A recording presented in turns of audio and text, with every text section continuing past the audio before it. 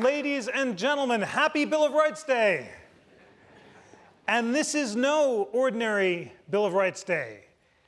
On December 15th, 1791, the Bill of Rights was ratified and made part of the Constitution. This day and this moment is, in fact, the 225th anniversary of the ratification of the Bill of Rights.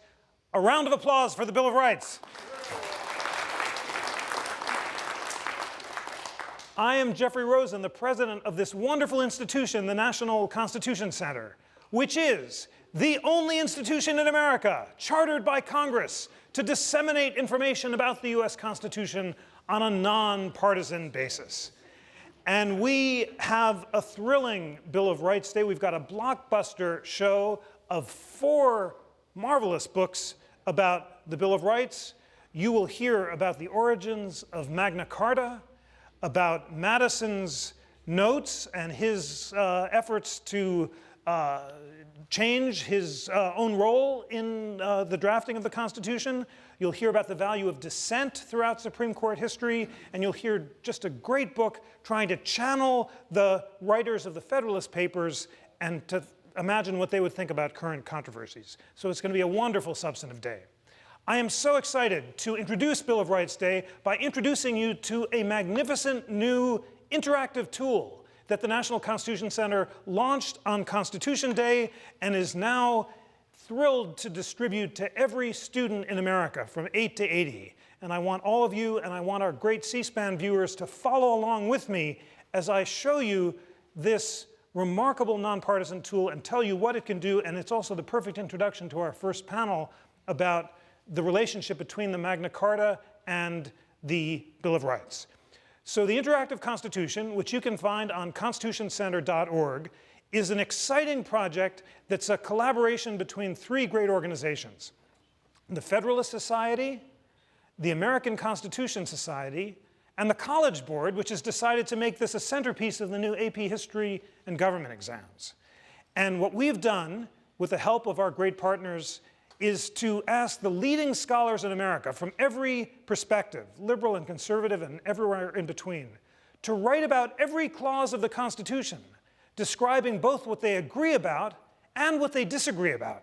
So when you go to this great site, you can be confident that when you read the common statement about what the scholars agree about, this is a bulletproof, bipartisan statement in which scholars of the greatest divergent perspectives agree. It's like a unanimous Supreme Court majority opinion. And then you can read their separate statements, which are like separate concurrences. So it's Bill of Rights Day, and here we have not only the first 10 amendments, which are the Bill of Rights, but right now all 15 amendments, and we're building out the rest of it over the next few years. Let's begin with the 5th Amendment, which says a whole lot of things, but it includes what's called the Due Process Clause, which says that no person shall be deprived of life, liberty, or property without due process of law. What's the core meaning or historic sources of that clause?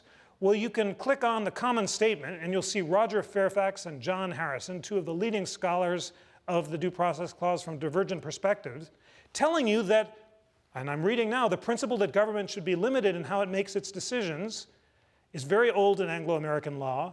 The Magna Carta, a statement of subjects' rights issued by King John of England in 2015, became well known over the centuries. Chapter 39 provides that no free man shall be arrested or imprisoned except by lawful judgment of his peers or by the law of the land. This language gave rise to the concept of due process. How exciting. And then read the rest of this statement and you'll hear about the development of the Due Process Clause, its current controversies, and then you can read Professor Fairfax and Professor Harrison with their disagreement about how the 5th Amendment should apply today. So this is just a magnificent introduction to the Due Process Clause.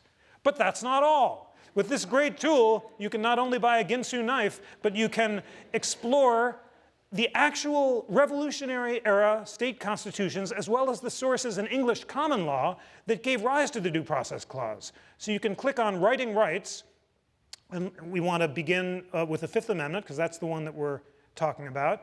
And here, you'll see the authoritative sources that James Madison relied on when he wrote the Bill of Rights. He didn't make these rights out of thin air. He cut and pasted from Revolutionary-era state constitutions and from English common law sources, including, most significantly, the Magna Carta. So here we can click on the Magna Carta and see the language of Article 39. No freeman shall be taken or imprisoned or disseized of his freehold or liberties or free customs or outlawed or exiled or any otherwise destroyed, nor will we pass upon him, nor condemn him, but by lawful judgment of his peers or by the law of the land. And then you can trace the evolution of that language through Madison's first proposal, which doesn't look exactly like the Fifth Amendment as it ended up. His first proposal, it looks like, doesn't even, here it is. It's the due process clause is not, shall not be a witness of himself, nor deprived of life, liberty, or property without due process of law. And then we can compare Madison's first proposal, which does contain that language, and then you can watch it as it moves through the Senate and through Congress and ends up in its final form. So this is a magnificent tool, not only for studying history and government, but also language arts. And the head of the College Board and I hope that students from 8 to 80 really can engage with the text and carefully follow the evolution of this great principle. But there's one final and exciting thing that this magnificent tool can do. We've already started with the contemporary agreement and disagreement about the Due Process Clause. We've moved back in time to see its roots in the Magna Carta and in Revolutionary-era state constitutions like the Virginia Bill of Rights, which has a phrase that says that no one can be justly deprived of his liberty except by the laws of the land or the judgment of his peers. Isn't it interesting that the Virginia Declaration from 1776 has language which sounds even more like Article 39 of Magna Carta than does the final draft of the Fifth Amendment itself? But not only can you start with the present and go back in time, but now you can trace the spread of these liberties across the globe. And in this astonishing final platform, which we call Rights Around the World, you can click on the due process guarantee, which is right here, and you'll see the due process clause. And then you can see every other country in yellow that has a version of the due process clause. So if you click on the United Kingdom, of course you find both the Magna Carta, Article 39 itself, as well as the Human Rights Act of 1998, which says that no one shall be deprived of his liberty save in the following cases, and it gives examples. So how interesting to compare the historic sources with the contemporary exploration. And then you can click on other countries that protect due process as well, including Germany, which says in the courts, every person shall be entitled to a hearing in accordance with law. How wonderful it is to see international visitors to the Constitution Center see this platform, which you can access in our beautiful Bill of Rights gallery, which has one of the 12 original copies of the Bill of Rights, and pick a right that interests them that's in the American Constitution and compare it with the way their Constitution protects these rights.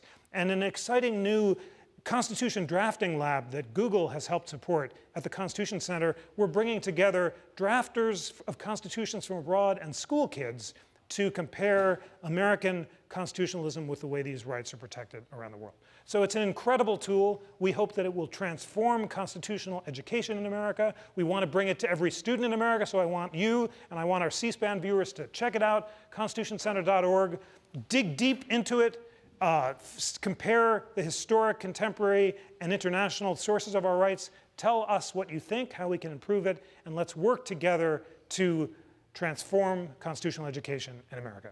And with that enthusiastic introduction, because as you can tell when I show this platform, I get very fired up, it's now my distinct honor to introduce the leading scholar of Magna Carta in America. We are so lucky to have Professor A.E. Dick Howard kick off our Bill of Rights Day.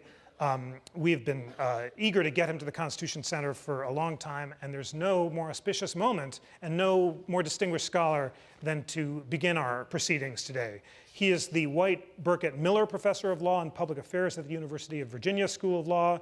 He was a Rhodes Scholar and law clerk to Justice Hugo Black on the Supreme Court. One of my favorite justices, one of my sons, is named Hugo in honor of Hugo Black. Hugo Black was a great, there was a Hugo, we needed two names because they're twins, and there was a Hugo Black biography lying on the floor, so we sort of picked Hugo. And he's a hero because Hugo Black was a great textualist who really believed in enforcing the Constitution and he believed in the First Amendment more passionately than anyone else. Professor Howard has consulted with state and federal bodies. He is often consulted by constitutional draftsmen in other states, and he's helped draft constitutions in Brazil, Hong Kong, the Philippines, Hungary, Czechoslovakia, a real internationalist and statesman. He's briefed and argued cases before the Supreme Court, and his many books and articles include The Road from Runnymede, Magna Carta and Constitutionalism in America. Ladies and gentlemen, please join me in welcoming Professor A.E. Dick Howard. Thank you, Jeff. Good to be here. Thanks so much.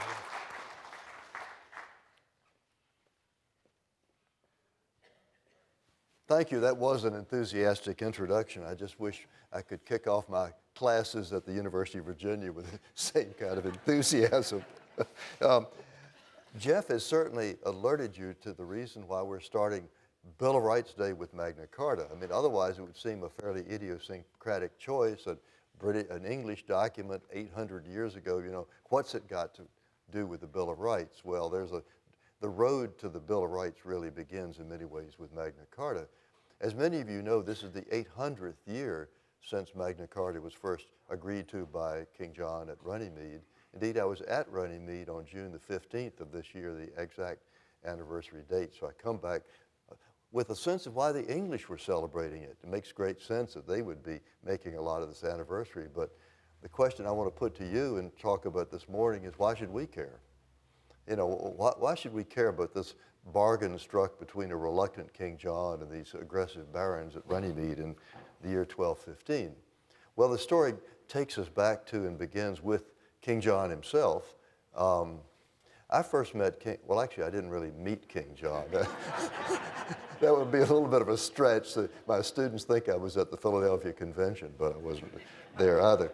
But I was first introduced to the idea of King John when I was a kid. And my parents would read to me, and one of the books, you know A.A. Milne, the creator of Winnie the Pooh. I'm sure many of you are Winnie the Pooh fans. He also wrote a wonderful little book called Now We Are Six. If you don't know that book, for your children and grandchildren, it's a wonderful read. And one of the poems in there is called simply King John's Christmas. And that poem begins something like, King John was not a good man. He had his many ways, and sometimes no one spoke to him for days and days and days. Well, you know, you're a little kid, and the idea of being shunned like that, nobody will speak to you. I mean, this is pretty bad. Well, I grew up. I said, you know, nobody could be as bad as that. Well, I grew up and started reading about King John, and he was that bad. Maybe worse, in fact. He certainly was morally corrupt. It's no accident that no king of England has ever been named John since that King John, and there never will be one. He was not only morally bankrupt, but also the most inept king, perhaps, of almost any in English history. He was a terrible military leader. At the Battle of Bouvines in 1214, he lost most of the Normans' land holdings in France to the French, and that didn't endear him to the barons who were landholders. He quarreled with the Pope over the appointment of an Archbishop of Canterbury. He finally had to give in to the Pope's wishes. The townspeople were against him. The town of London went over to the barons' cause. But above all, he had made enemies among the barons themselves. These were really the makers and shakers of their time. They were the potentates. And he was always leaning on them for money. Kings always needed money and to finance his military adventures and the like. And he would pluck money from them in ways that were not consistent with English custom and practice. Well, finally, all these forces ganged up on him, and the result was Runnymede, June the 15th, 1215, where the barons came, presented their demands, and John reluctantly acquiesced. Now, I'm not going to walk you through the provisions of Magna Carta. Most of it's about feudal relationships and things that need not concern us. But the centerpiece of Magna Carta is the one that Jeff already pointed to, and that is what was called Chapter 39. And that's the one that provides that no one shall be proceeded against except by the law of the land. And law of the land came within a century or so after Magna Carta to be interchangeable with what we today call due process of law. So when you read the 5th or 14th Amendment's due process clauses, you will see a concept which traces directly back to Magna Carta. So that was where it all started. Now, Magna Carta could have died. In fact, the King John, got the Pope to annul Magna Carta. So within a couple of months, it was a dead letter. And if that was all there was to the story, I mean, I wouldn't be up here this morning. We wouldn't be talking about Magna Carta. But King John died the next year, 1216. One of the chroniclers records that he died of a surfeit of peaches and new cider. So if somebody offers you that at one of the Christmas parties you're going to, I think I'd push the plate away and say, no, thank you. It's not good for King John. It's not good for me. So he died the next year. His successor, Henry III, was 9 years old. Now, this is the Middle Ages. How long is a 9-year-old kid going to, will he live to be to his majority? Maybe so, maybe not. You've all seen Game of Thrones. You know what that period in history was like. Well, his regent, William Marshall, a remarkable man, hit upon what I think we today would call a public relations gesture. And he said, I will have, let's get this young prince, now king, to reissue Magna Carta.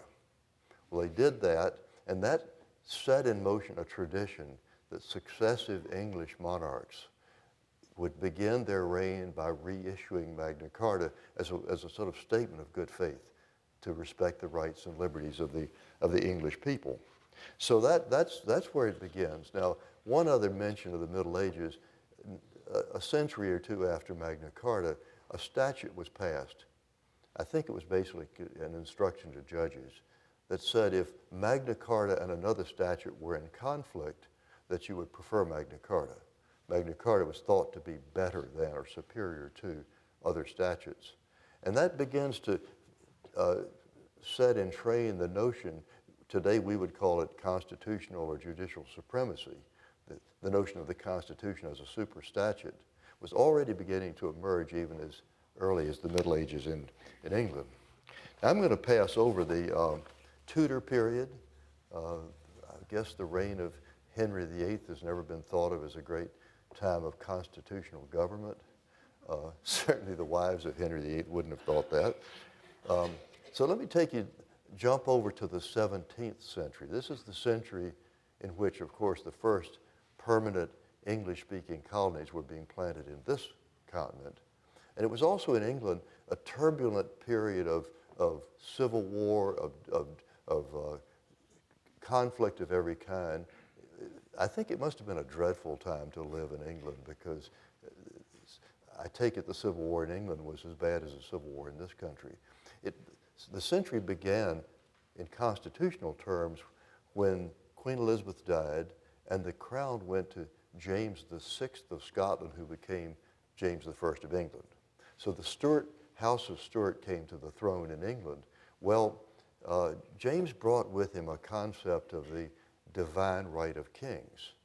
Well, you can imagine that was not accepted as a traditional English precept. It was on a collision course with the rights of Parliament. One of the leaders of the parliamentary opposition to James I and his pretensions was Sir Edward Coke, spelled C-O-K-E, but pronounced Cook for whatever the reason. It's the English language. They do what they like with it, I guess. So Sir Edward Coke was the leader of the opposition, and during debates in Parliament on the king's prerogative pretensions, Coke said, Magna Carta is such a fellow, he will have no sovereign. In other words, that even the king was limited, Coke argued, by the precepts of Magna Carta. Well, so it was a turbulent century. Struggles finally led to civil war in the 1640s, and 1649, the execution of Charles I, which brought into being the Cromwellian Commonwealth. You and I live in Commonwealths, Commonwealth of Pennsylvania, Commonwealth of Virginia. That name has its early origins in the 17th century. Well, after the Cromwellian regime, the Stuarts came back to the throne in 1660. Struggles continued. There were still debates between the Crown and Parliament. Finally, what Whig historians used to call the Glorious Revolution, 1688, which brought William and Mary to the throne, put an end to the Jameses and the Charleses, and William and Mary, as a part of the constitutional settlement, agreed to the Great English Bill of Rights. 1689, the Bill of Rights of England, which in so many ways prefigures, anticipates, is a model for our Bill of Rights. If you lay the two documents side by side, you'll see provisions of the English Bill of Rights that have been carried word for word over into the American Bill of Rights of our own Constitution. So that's basically what was going on in England in the 17th century. And let me at that point take the story over to the American side. Because as I mentioned, when all this constitutional refiguring was going on in England in the 17th century, the American colonies were getting their start. Each one had a charter. Virginia, for example, the first of the permanent colonies, 1607, operated under the Virginia Company Charter of 1606. And most of that charter is about commercial matters. Everybody thought they'd get rich discovering gold and silver. And I don't know if you've visited Virginia lately, but you're not likely to see a great deal of gold and silver mined down there. They did find tobacco. But a provision, aside from all the commercial provisions, the most interesting line in the Virginia Charter guarantees to those who immigrated to Virginia the privileges, franchises, and immunities that these colonists would have enjoyed in the mother country. So the idea was if you pulled up stakes and moved to this wilderness called Virginia, you didn't leave your rights behind. You brought them with you. Now, one might fairly debate what was the content of those rights, but they clearly understood it to include the guarantees of Magna Carta. So I could tell you stories, which time won't permit this morning, but I could tell you a number of stories about ways in which colonists during the 17th century in places like Massachusetts, here in Pennsylvania and elsewhere, insisted on the rights of Magna Carta in struggles with their own governors and their own courts and the other colonial institutions. So Magna Carta and the English common law were being thoroughly infused into American law. Not surprisingly, these were, after all, English colonies. So Magna Carta was becoming part of the common language of American law and constitutionalism. In the 17th century, the foundation was laid. Let me then suggest how you get from the early period to the revolutionary period. Starting in about the 1760s, the pot was boiling, and there was a famous case argued in Boston in 1761. James Otis, arguing the famous writs of assistance case.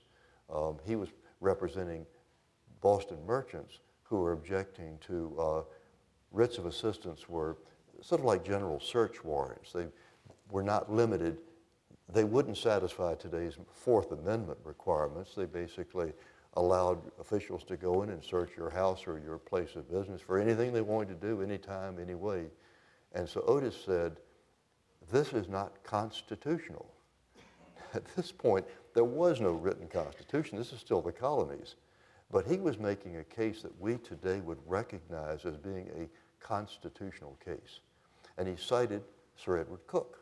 Remember, Coke is back in the early 17th century.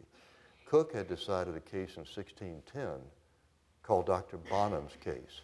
And in it, there's language where Coke says that an act of Parliament against right and reason is null and void.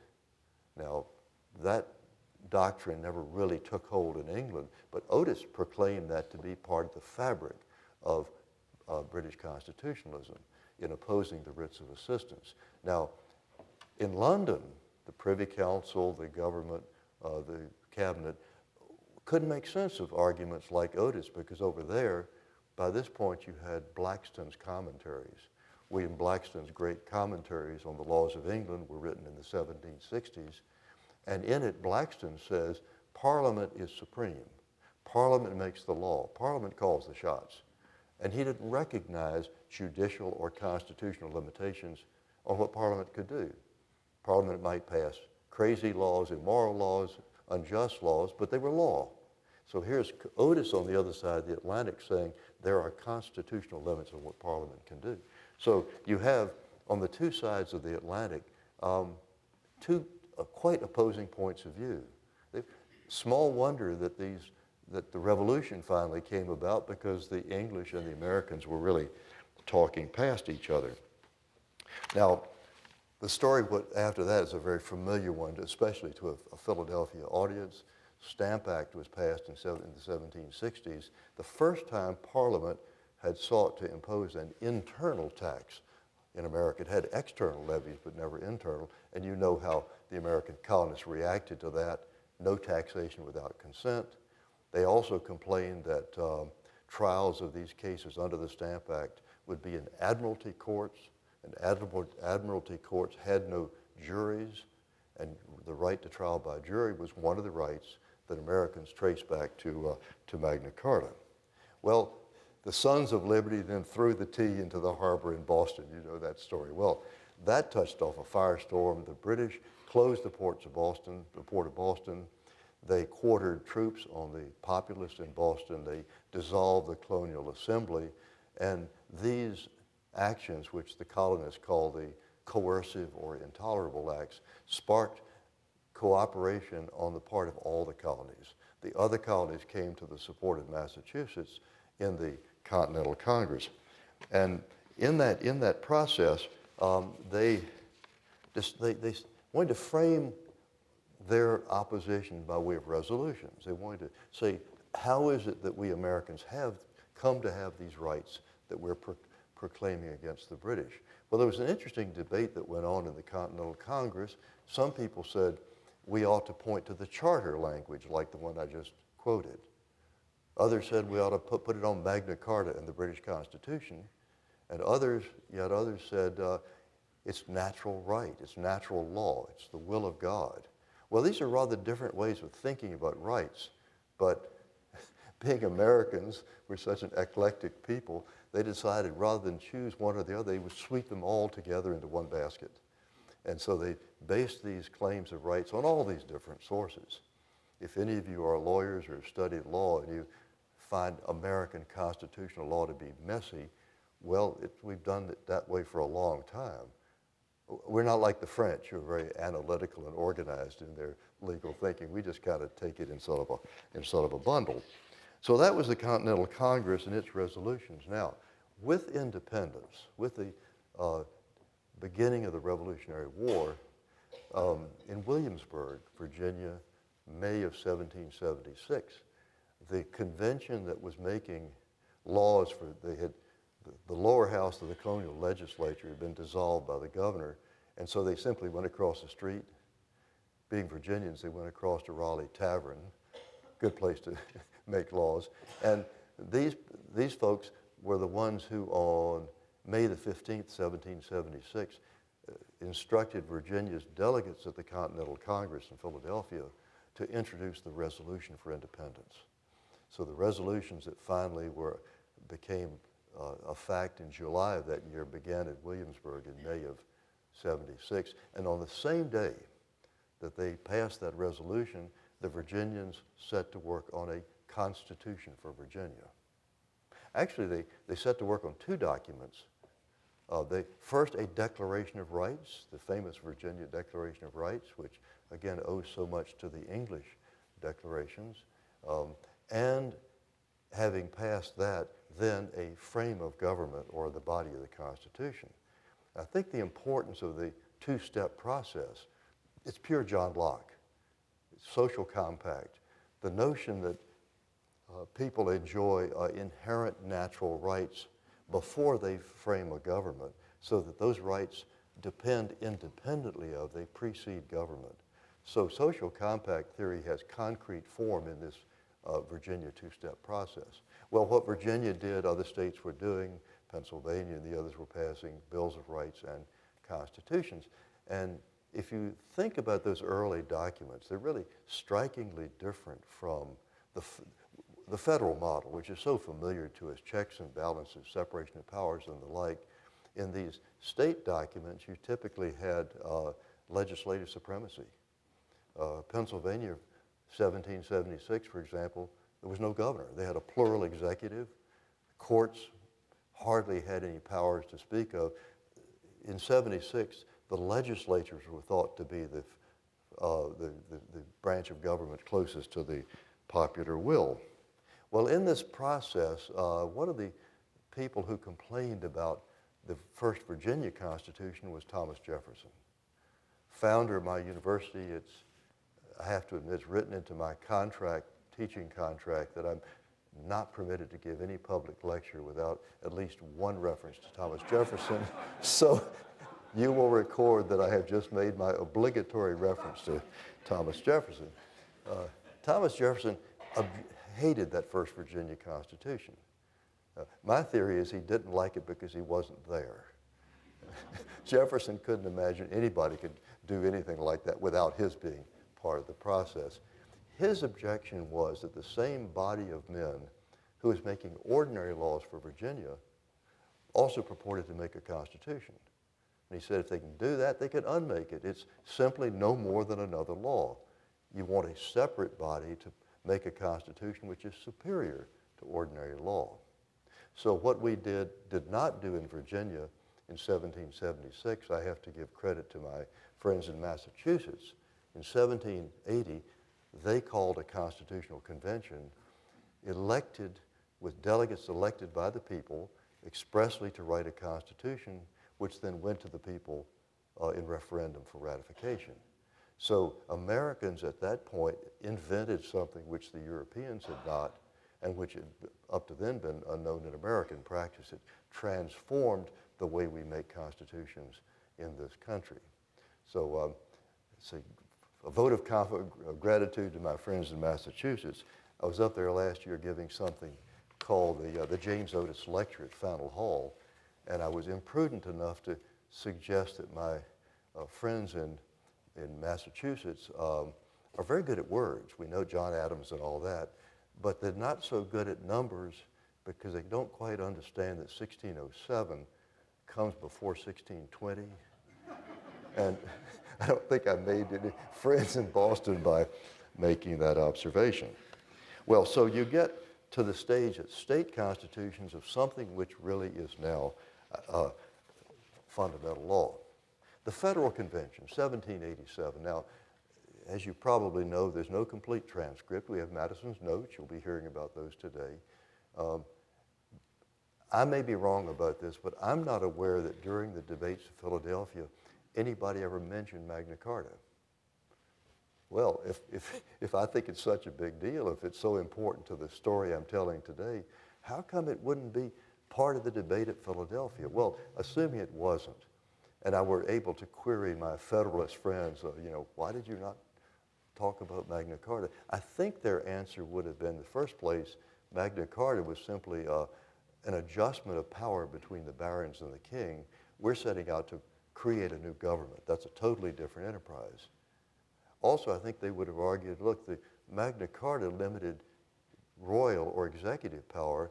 We're writing a constitution to limit all branches of government, including the legislative and judicial power. And they probably also would have said Magna Carta was, in effect, a grant by the king to the barons and other people in England. We're writing a constitution founded on popular sovereignty, we the people. So I think they would have distinguished it. Well, whatever their intellectual reasoning, as I'm sure you know, the nearly fatal mistake that was made at Philadelphia was not including a Bill of Rights. There was a motion late in the convention by Elbridge Gerry and George Mason and others to have a Bill of Rights that was rejected.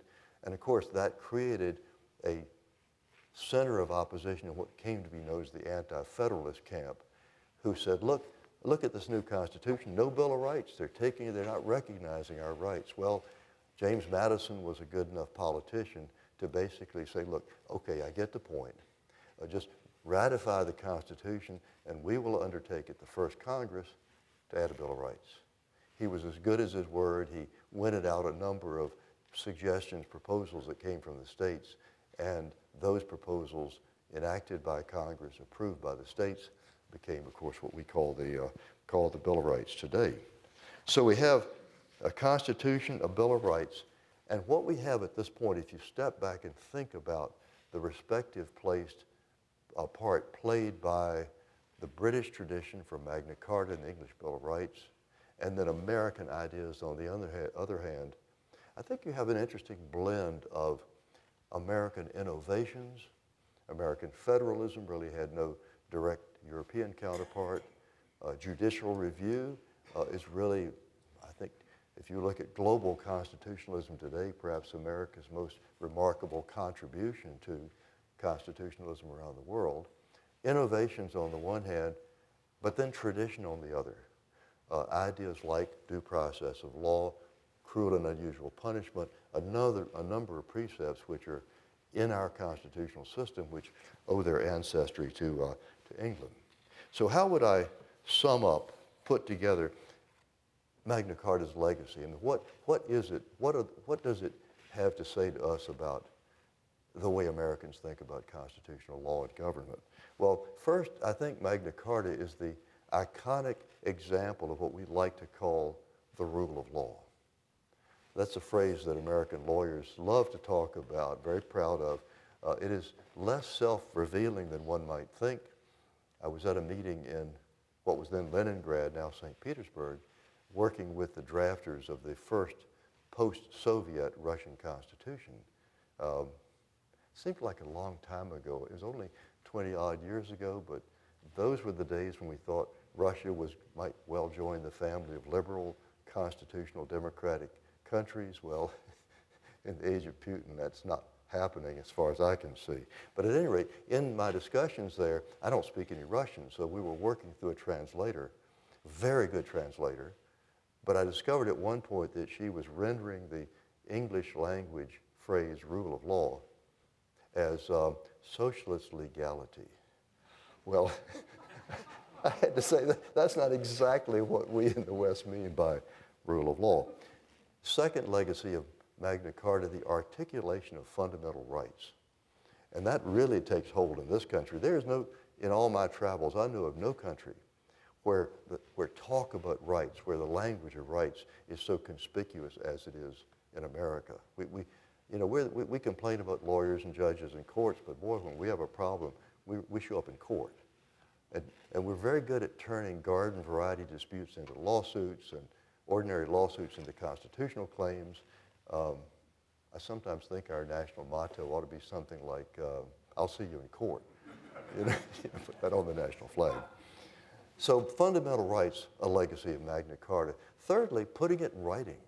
There's an Anglo-American tradition of these fundamental documents that we've been talking about this morning, beginning with Magna Carta, running right on through the American Constitution, Bill of Rights, down to the European Convention of Human Rights, any other number of documents. But it's here in America that we really take written documents seriously, partly perhaps because of the religious influence, biblical teachings and the like. Well, that's perhaps another subject.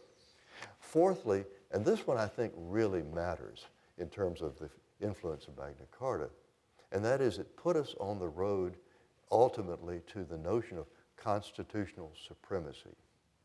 I told you about James Otis's writs of assistance argument where he quoted Lord Coke and said that even Parliament or legislative bodies by extension are limited by the Constitution.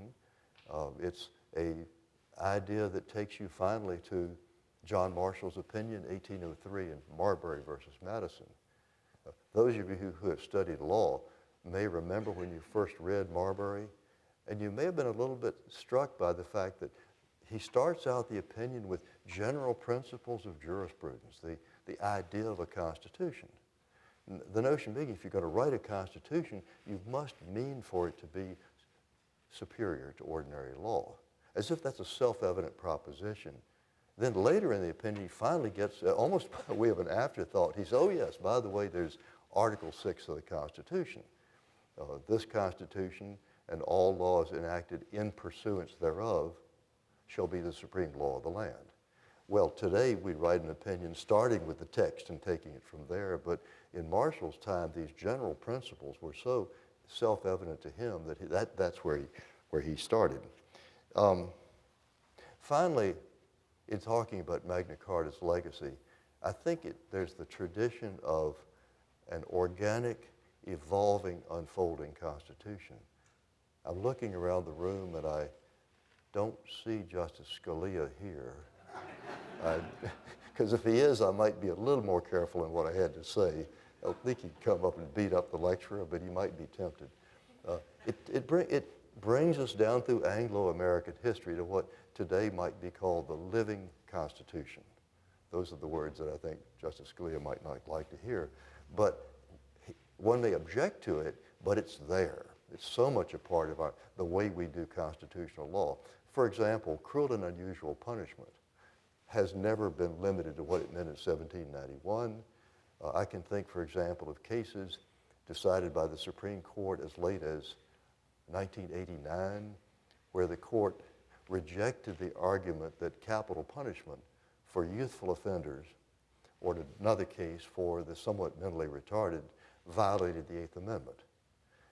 That's 1989. Well, then in 2003, 2005, just a little over a decade later, the court overruled both of those precedents and held that under those circumstances, there was a violation of the prohibition on cruel and unusual punishment.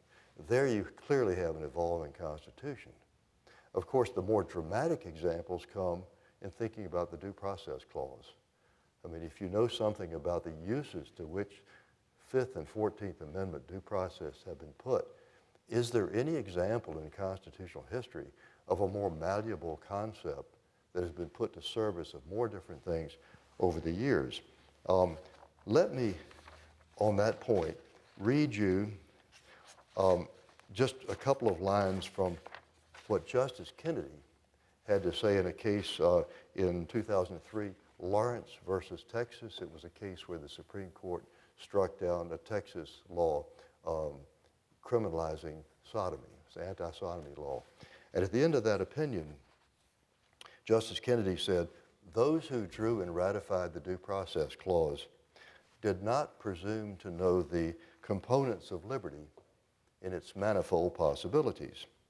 The times can blind us to certain truths, and later generations can see that laws once thought necessary and proper serve only to oppress. As the Constitution endures, persons in every generation can invoke its principles in their own search for greater freedom. So that's Justice Kennedy, Lawrence versus Texas, 2003. It's therefore all the more intriguing if you look at the same justice's opinion in the Obergefell case, this year the same-sex marriage case that all of you know about. Read that opinion. At the very end of that opinion, you find the identical language. Now, normally, when you find that language lifted from one opinion and plopped down on another, it'll be in quotation marks with a citation. Not here. It's just, he just says it. He doesn't quote himself. He doesn't tell you where it came from, but it's clear that he's using the same language. And the way I think about that is it's become for Justice Kennedy such an obvious proposition of constitutional law that he doesn't have to cite a source for it. It's like John Marshall talking about judicial review in Marbury versus Madison. So there you have some notions of Justice Kennedy and due process of law. Now finally, before I wrap all this up, a word or two about the documents called Magna Carta. Where are they? There are 17 copies of Magna Carta from the year 1215 through the year 1297 when it went on the statute books of England. 4 copies of the original 1215 charter. 2 are in the British Library, 1 at Lincoln Cathedral and 1 at Salisbury Cathedral. Of those 17 Magna Cartas, they're all in England except for 2. One's in Australia, and then there's one at the National Archives in Washington. It's one of the 1297 charters. I was on a plane flying to London one time, and my seatmate was a lawyer from Texas, who was Ross Perot's personal lawyer. And we chatted, and he told me the story of how Ross Perot heard that a family in England owned a copy of Magna Carta. Well, Ross Perot, being a man of means, I suppose had most everything else he could want, but he didn't have a copy of Magna Carta. So he decides he'll send this lawyer over to bargain for it, and the They finally struck, this is back in the 1980s, they finally struck a deal for $1.5 million. So 1980s was a fair amount of change. So I said, that's very interesting. You buy this copy of Magna Carta. How did you bring it over to this country? Surely England has laws about exporting its patrimony and the like. And he said, well, I took this copy of Magna Carta, I rolled it up and put it in a mailing tube. And I said, you put this priceless document in a mailing tube?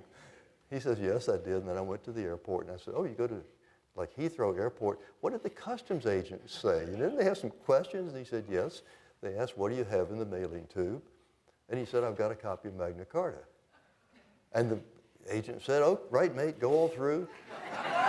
So presumably a copy of a facsimile of Magna Carta. So he gets it. I said, okay, you got it through customs, you're on the airplane. He says, yes, I got it I put it in the overhead bin. And I said, oh, that's where people put their ski boots and their backpacks and all that. Well, somehow this document survived. Maybe this is the way they do things in Texas, you know, just rough and ready. But it survived the trip. It came to America. Well, years passed, and I guess Ross Perot decided he really didn't need this copy of Magna Carta anymore, so he put it up for auction at Sotheby's in New York. And another man of some means, David Rubenstein, heard about it and bid for it over the phone through an agent. And after the bidding finished, the price was then $21.5 million. Now you know why Ross Perot has a lot of money, right? Even with inflation, from 1.5 in the 1980s to 21.5 is a nice profit. So the National Archives gave me a call and said, Professor Howard, would you come up and give a talk, you know, a lecture on the occasion of the installation of this copy of Magna Carta on permanent loan at the National Archives? I said, be happy to do that. So I opened up the Washington Post. The week before, I think it's on Thursdays, the Post will have a little box with 3 or 4 things that you might like to know about that are happening in Washington the next week.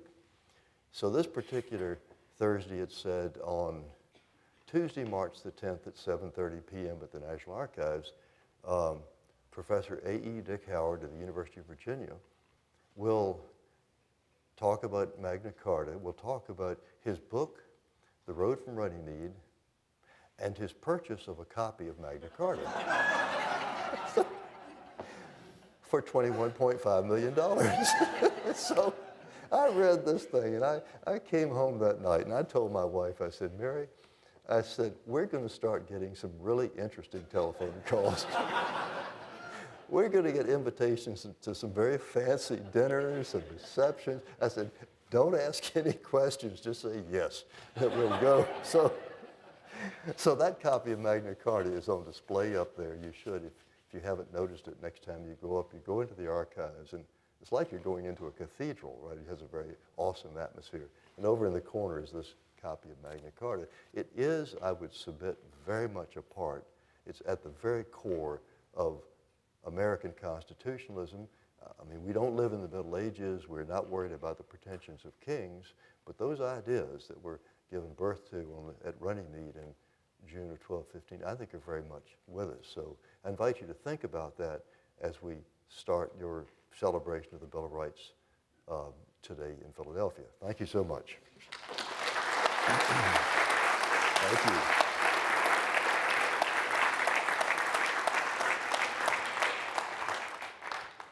I understand that we have a few minutes for questions. There's a microphone right here.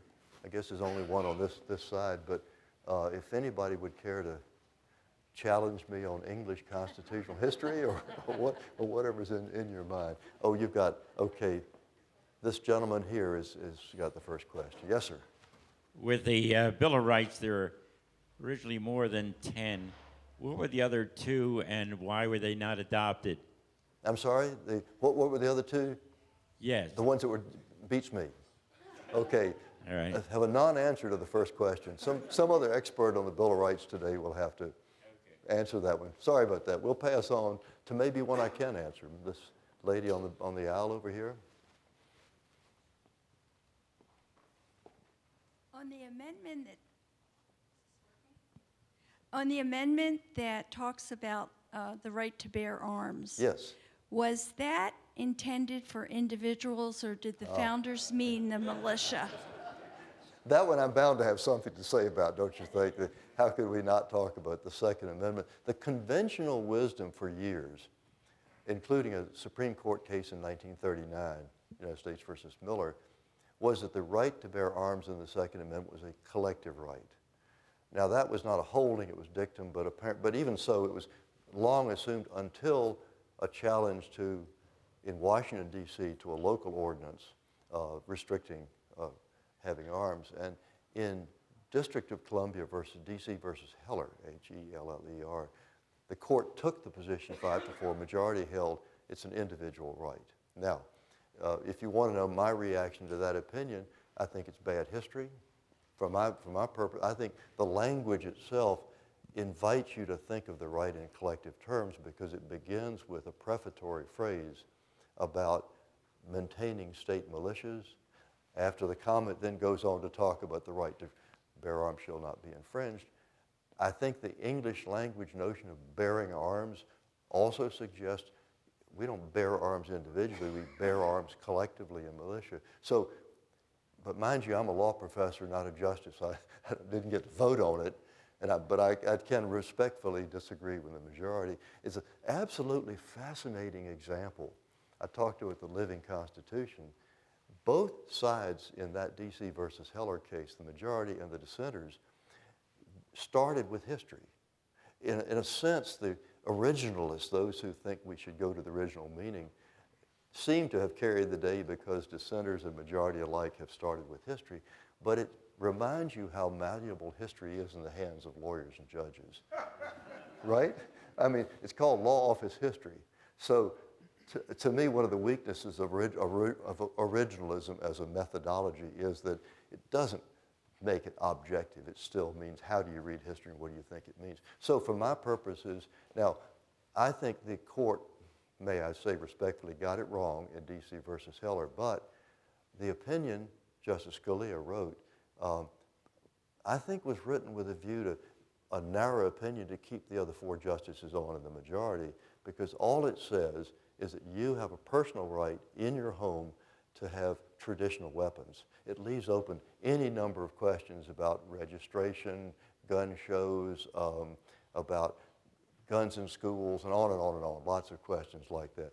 So this is like so many Supreme Court constitutional cases, they tend to open as many questions as they answer.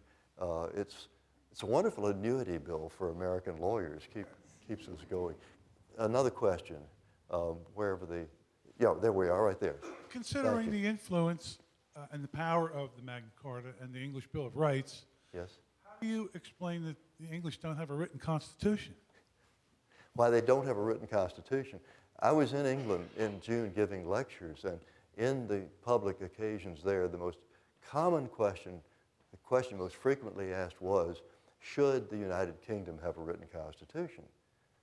And I said, look, and I'm an American visitor, I didn't come here to give advice, but I said, but on the other hand, if you would like to write one, I'm happy to lend a hand. You know, I'd be happy to come back.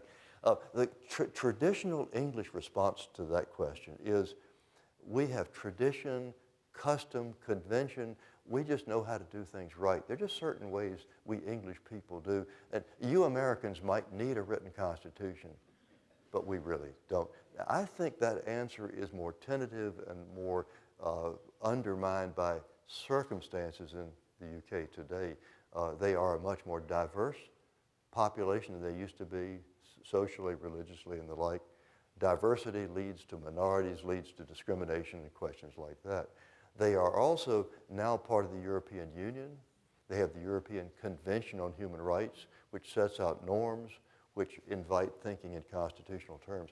What the British have done is a midway, a way station between no constitution at all and a full-fledged document like the one that we have.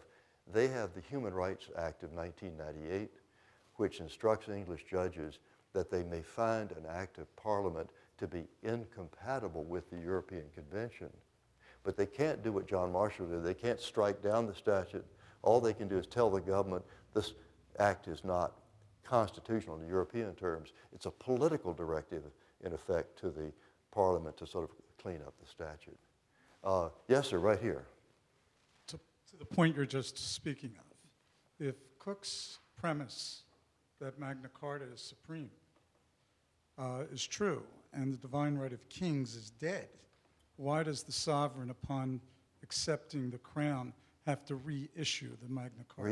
Reissue Magna Carta. Since that tradition of reissuing Magna Carta persisted for decades, even centuries after Runnymede. But once you got past the 17th century, what the English Bill of Rights and the so-called Glorious Revolution accomplished in 1689 was a complete restructuring. It's basically the foundation for the modern British constitutional system, in which sovereignty lies in the crown and Parliament. Parliament really is the center of the enterprise. So up to 1689, it was possible for sovereigns to claim, as the Stuarts did, certain prerogatives of dispensing. If you were a favorite of the crown, they could say, okay, you get a get out of jail free card, or they could suspend a law and the like. And all that ended with the English Bill of Rights. So at that point, Magna Carta becomes a treasured ancestor, but not really part of the working fabric of British constitutionalism. It still represents the tension between the crown and Parliament. I'm sorry? The reissuance of it still represents the tension that exists between the crown That's right. and Parliament. These were reissued as long as the crown could be seen to have the power. They did have prerogative powers, and they were misusing them. John wasn't the only one. He was actually inheriting a system the Angevin kings had been using for a long time. It's just that he had more of a political tin ear than some of his ancestors did. But running through centuries of history is that constant struggle between crown that wants money and Parliament that has to vote it. Thank you for that question. We have a gentleman here.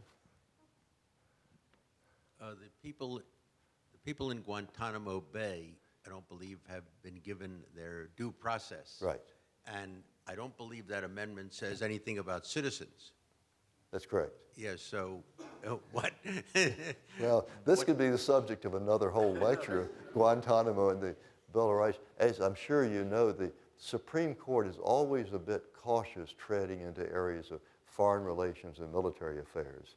And when the first detention, post 9/11 detention cases came up, the court did say, in effect, we play a role. In other words, the political branches are not free to do anything they like, that people are entitled to some kind of due process, but you get the sense, the cases really haven't fully fleshed this out, but you get the sense that the due process you get as, let's say, a prisoner at Guantanamo would not necessarily be the same due process fully fleshed out as you might get as an American citizen in an American court. So it's one more, I like the question because it's one more example of how elastic the whole concept of due process of law. It's the notion of fundamental fairness, but it does shift between circumstances. There are many, Yes, there sir. are many countries throughout the world that have constitutions. So don't you need more than just the written constitution? Don't you need the culture of the country to support the Constitution? That's a great, these are all wonderful questions. You realize I plant these questions. They're wonderful questions. And this one is especially interesting because the question was, I think every country in the world has a written constitution. Israel does not because of Israeli politics. New Zealand has an incomplete constitution. The UK, we've agreed, does not have one. I think Swaziland, I think the king simply dismissed the Constitution. He says, I'm the Constitution, which makes constitutional law in Swaziland fairly simple, doesn't it? You just ask the king and he gives you an answer. But except for those, with those exceptions, every other country has a written constitution. And you're right on the mark when you say that's only the beginning of it. There's so much more to the idea of constitutional government than that constitution. The Soviet Union had a beautiful constitution, but it was a Potemkin village. It was a piece of paper. It was a joke. Everybody knew your rights and duties didn't depend on the Constitution, depended on what the party said, basically. So in any number of countries, Hugo Chavez's Venezuela would be an example. Zimbabwe under Mugabe is an obvious example. You mentioned the word culture, and that's the key. If I could plant any thought for you to carry away today, not only about Magna Carta, but about constitutionalism generally, it would be the notion of constitutional culture. And that is, for a constitutional system to survive and thrive and actually be reality, it has to somehow be planted in the minds and hearts of people. You take South Africa after apartheid, the first free election, millions of people were voting who never were given any education at all, no fault of theirs, but they were denied. How would you sort of get them into the mode of thinking about what constitutions are and what constitutional government is? So it's one reason I appreciate what this National Constitution Center is doing, because it's doing the hard work in America of reminding each generation that it takes constitutional culture, civic education, a generally shared notion of constitutional values to make constitutions more than simply a scrap of paper. So I think that's very valid. I think that's one reason Magna Carta has survived as part of our sense of constitutionalism, is that in the Anglo-American world, these ideas really have, I think, taken root.